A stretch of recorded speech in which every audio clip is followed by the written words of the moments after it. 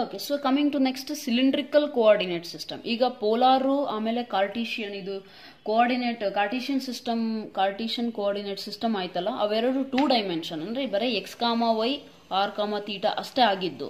But now we want in 3 dimension. In case 3 dimension ಅಲ್ಲಿ ಬರಿಬೇಕು ಅಂದ್ರೆ ಹೇಗೆ ಬರಿತೀವಿ ಅಂತೇಳಿ, ಓಕೆನಾ. ಸೊ ಸಪೋಸ್ ಅದು ಇದಕ್ಕಿಂತ ಮುಂಚೆ ರೆಕ್ಟ್ಯಾಂಗ್ಯುಲರ್ ಕಾರ್ಟಿಷಿಯನ್ ಸಿಸ್ಟಮ್ ನಾವು ಓದಿದ್ವಲ್ಲ, 2Dಗೆ ಅಷ್ಟೇ ಓದಿದ್ದು. 3 ಡೈಮೆನ್ಷನ್ ನೋಡೋಣ. 3 ಡೈಮೆನ್ಷನ್ಗೆ ನಾವು ಹೇಗೆ ಅಂದ್ರೆ, ಒಂದು ಪಾಯಿಂಟ್ ಸಪೋಸ್ ಇದೆ ಅಂದ್ರೆ ಇದು ರೆಪ್ರೆಸೆಂಟ್ ಮಾಡಬೇಕು 3D ಅಲ್ಲಿ, ಓಕೆನಾ. 3D ಸಪೋಸ್ ರೂಮ್ ನ ಸೆಂಟರ್ ಅಲ್ಲಿ ನಾನು ಎಲ್ಲೋ ಒಂದ್ ಕಡೆ ನಿಮ್ಮ ಮುಂದೆ ನೀವು ಇಮ್ಯಾಜಿನ್ ಮಾಡ್ಕೋಬೇಕು, ಒಂದು ಪಾಯಿಂಟ್ ಇದೆ ಅನ್ಕೊಳ್ಳಿ, ಅದು ಯಾವ ಡಿಸ್ಟೆನ್ಸ್ ಅಲ್ಲಿ ಇದೆ ಹೇಗೆ ಹೇಳ್ತೀರಾ?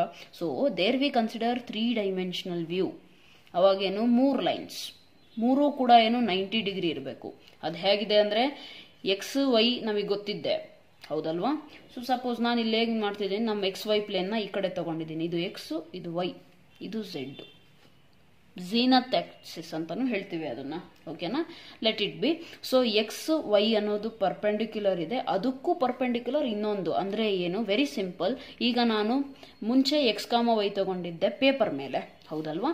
ಈಗ ಈ ಎಕ್ಸ್ ಆಕ್ಸಿಸ್ ಈ ರೀತಿ ಬರ್ದಿದ್ದೀನಿ ಅಂದ್ರೆ ಅರ್ಥ ಏನು ಅಂದ್ರೆ, it is coming outside, ನಿಮ್ಮ ಇದರಿಂದ ಏನು ಬುಕ್ಕಿಂದ ನಿಮ್ ಕಡೆಗೆ ಬರ್ತಾ ಇದೆ, okay. Outside the plane, ಈ ಪ್ಲೇನ್ಗಿನ ಹೊರಗಡೆ ಬರ್ತಾ ಇದೆ, ಓಕೆನಾ. So this is also 90 degree. ಈ ಮೂರು ಕೂಡ 90 ಡಿಗ್ರಿ ಪರ್ಪೆಂಡಿಕ್ಯುಲರ್ ಆಗಿದೆ, ಮ್ಯೂಚುಯಲಿ ಪರ್ಪೆಂಡಿಕ್ಯುಲರ್ ಅಂತ ಹೇಳ್ತೇವೆ, ಓಕೆ. ಅಂದ್ರೆ ಇದಕ್ಕೂ ನಾನು ಆಂಗಲ್ ಕನ್ಸಿಡರ್ ಮಾಡಿದ್ರೆ it is 90 degree, z and ವೈಗೆ ಕನ್ಸಿಡರ್ ಮಾಡಿದ್ರೆ it is 90 degree, x and z consider ಮಾಡಿದ್ರು ಕೂಡ ಇಟ್ ಈಸ್ 90 ಡಿಗ್ರಿ. ಸಪೋಸ್ ನಾನು ಇಲ್ಲಿ ಯಾವುದೋ ಒಂದು ಪಾಯಿಂಟ್ ಹೇಳ್ತೀನಿ, ಅದು ಎಲ್ಲಿದೆ ಅಂತ ಲೊಕೇಟ್ ಮಾಡಬೇಕು. ಸೊ ಅದನ್ನ ಲೊಕೇಟ್ ಮಾಡಲಿಕ್ಕೆ ನಾವು ಏನ್ ಮಾಡ್ತೀವಿ, ಫಸ್ಟ್ ಡ್ರಾ ದ ಪರ್ಪೆಂಡಿಕ್ಯುಲರ್. ಈ ರೀತಿ ಪರ್ಪೆಂಡಿಕ್ಯುಲರ್ ಡ್ರಾ ಮಾಡ್ಕೊಳ್ಳಿ. ಎಲ್ಲಿಗೆ? ಎಕ್ಸ್ ವೈ ಪ್ಲೇನಿಗೆ ಮಾತ್ರ. ನಮ್ಮ ಹತ್ರ ಬರೀ ಕಾರ್ಟಿಷಿಯನ್ ಸಿಸ್ಟಮ್ ಅಲ್ಲಿ ಎಕ್ಸ್ ಅಂಡ್ ವೈ ಇದ್ದಾಗ ನಾವು ಹೇಗೆ ರೆಪ್ರೆಸೆಂಟ್ ಮಾಡ್ತಿದ್ವಿ, 2 ಪಾಯಿಂಟ್ ಇಂದ, ಅಂದ್ರೆ ಏನು ಎಕ್ಸ್ ಕಾಮ ವೈ ಇಂದ ರೆಪ್ರೆಸೆಂಟ್ ಮಾಡ್ತಿದ್ವಿ. ಇಲ್ಲಿ ಇದೇ ಪ್ಲೇನ್ ಅಷ್ಟೇ ನಾನು ಕನ್ಸಿಡರ್, 3ನೇದು ಬಿಟ್ರೆ, ಓಕೆನಾ. ಅವಾಗ ಏನಾಗುತ್ತೆ, ಅರ್ಥ ಏನು, ಎಕ್ಸ್ ಆಕ್ಸಿಸ್ ಇಂದ ಅದೆಷ್ಟು ಡಿಸ್ಟೆನ್ಸ್ ಇದೆ, ಇದು ಎಕ್ಸ್ ಆಕ್ಸಿಸ್ ತಾನೇ ಈ ಡೈರೆಕ್ಷನ್ ಅಲ್ಲಿ, ಹಾಗಾಗಿ ಇದು ಎಕ್ಸ್ ಡಿಸ್ಟೆನ್ಸ್ ಅಷ್ಟೇ ಇದೆ, ಹೌದಾ.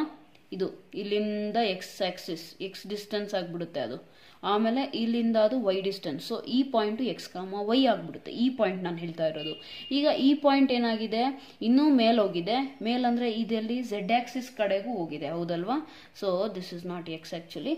ಈ ಪಾಯಿಂಟ್ ಇಲ್ಲಿ ಎಕ್ಸ್ ಆಗ್ಬಿಡುತ್ತೆ. ಆರಿಜಿನ್ ಇಂದ ಎಕ್ಸ್ ಆಕ್ಸಿಸ್ಗೆ ಎಷ್ಟು ಡಿಸ್ಟೆನ್ಸ್ ಇದೆಯೋ ಅದೇ ಇಲ್ಲಿಗೆ ಬರೋದು. So that is X. Next this is why. ಇದು ಇಲ್ಲಿಂದ ಝೆಡ್ ಆಕ್ಸಿಸ್ ಅಲ್ಲಿ ನಾವು ತಗೊಂಡಾಗ ಏನಾಗುತ್ತೆ, ದಟ್ ಈಸ್ ಝೆಡ್ ಡಿಸ್ಟೆನ್ಸ್ ಆಗ್ಬಿಡುತ್ತೆ. ಸೊ ಅದು what is the location of the point, ಅವಾಗ ಎಕ್ಸ್ ಕಾಮ ವೈ ಕಾಮ ಝೆಡ್ ಅಂತ ಹೇಳ್ತೀವಿ.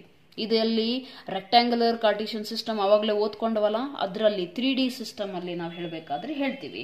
ಸೊ ಇದೇ ಸೇಮು ನಾನೇನು ಹೇಳಿದೆ, ಸಿಲಿಂಡ್ರಿಕಲ್ ಕೋಆರ್ಡಿನೇಟ್ ಸಿಸ್ಟಮ್ ಯಾವಾಗ ಸಿಗುತ್ತೆ ನಮಗೆ, ಪೋಲಾರ್ ಕೋಆರ್ಡಿನೇಟ್ ಸಿಸ್ಟಮ್ನ ಎಕ್ಸ್ಟೆಂಡ್ ಮಾಡಿದಾಗ. ಪೋಲಾರ್ ಕೋಆರ್ಡಿನೇಟ್ ಸಿಸ್ಟಮ್ ಆರ್ ಕಾಮ ತೀಟಾ ಅಂತ ಅಷ್ಟೇ ಇರೋದು, ಅಂದ್ರೆ ಏನು 2 ಡೈಮೆನ್ಷನ್ ಅಲ್ಲಿ. ಇದನ್ನ ಎಕ್ಸ್ಟೆಂಡ್ ಮಾಡಿ 3 ಡೈಮೆನ್ಷನ್ ಅಲ್ಲಿ ಟೈಪ್ಸ್ ಬರುತ್ತೆ, ಅದರಲ್ಲಿ ಸಿಲಿಂಡ್ರಿಕಲ್ ಅಂತ. ಅದು ಅರ್ಥ ಏನು ಅಂದ್ರೆ, ಸಿಲಿಂಡ್ರಿಕಲ್ ಸಿಸ್ಟಮ್ ಅಲ್ಲಿ ಈಗ ನೋಡೋಣ. Just try it like this. So it is y axis, x axis. ನೀವು ಹೇಗೆ ಬೇಕಾದರೂ ತಗೋಬಹುದು. ನಾನು ಎಕ್ಸ್ ವೈ ಪ್ಲೇನ್ ಈ ಕಡೆ ತಗೊಂಡಿದ್ದೇನೆ ಅಷ್ಟೇ, ಓಕೆನಾ.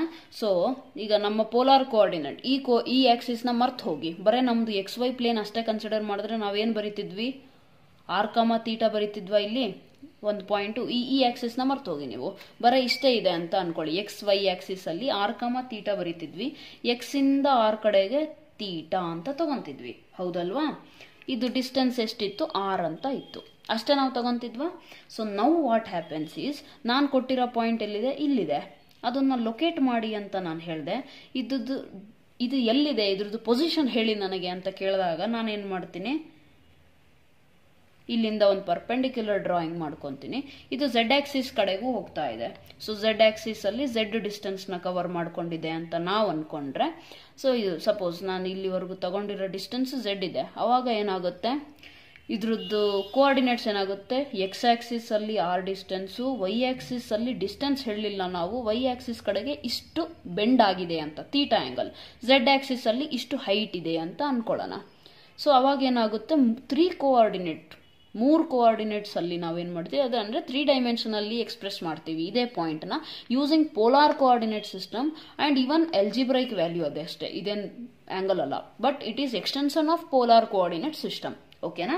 ಸೊ ಹಾಗಾಗಿ ಇದು ಈ ಸಿಸ್ಟಮ್ನ ನಾವು ಸಿಲಿಂಡ್ರಿಕಲ್ ಕೋಆರ್ಡಿನೇಟ್ ಸಿಸ್ಟಮ್ ಯಾಕೆ ಕರಿತೀವಿ ಅನ್ನೋದು ಕೂಡ ಗೊತ್ತಾಗಬೇಕು.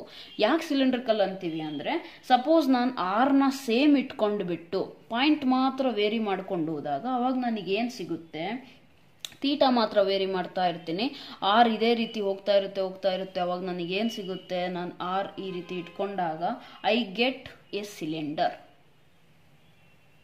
Okay,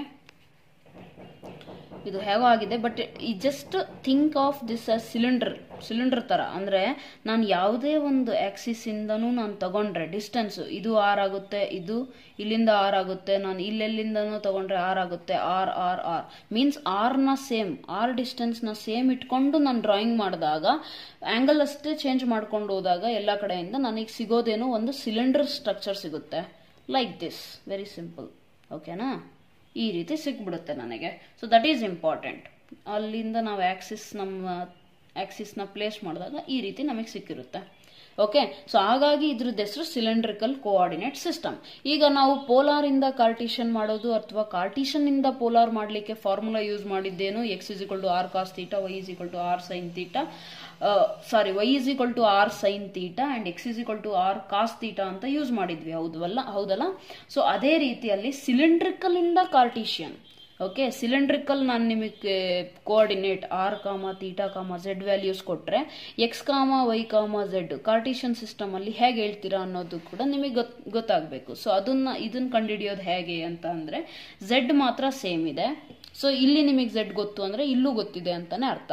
but x comma y r comma y theta ಏನಿದೆಯಲ್ಲ ಅವು ಕಂಡುಹಿಡಿಯೋದಕ್ಕೆ same formulas, z is equal to z ಆಗುತ್ತೆ, ಆರ್ ಇಸ್ ಈಕ್ವಲ್ ಟು ಏನಾಗ್ಬಿಡುತ್ತೆ ನಮಗೆ ಅವಾಗಲೇ ಸಿಕ್ತಲ್ಲ x square plus y, theta is equal to tan inverse of y. ಅಂದ್ರೆ same formulas use ಮಾಡಬೇಕು. ಓಕೆನಾ? This thing. ಅಂಡ್ ನಮಗೆ x is equal to r cos theta, y is equal to r sin theta ಆಗ್ಬಿಡುತ್ತೆ.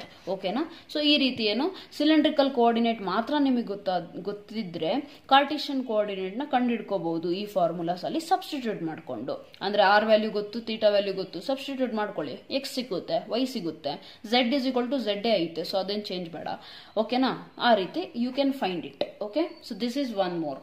Next extension ಏನಿದೆಯಲ್ಲ, so next ಏನಿದೆ, spherical coordinate system ಅಂತ ಇದೆ, ಹೌದಲ್ವಾ? That is also extension of polar coordinate ಸಿಸ್ಟಮೇ ಆಗುತ್ತೆ. ಓಕೆನಾ?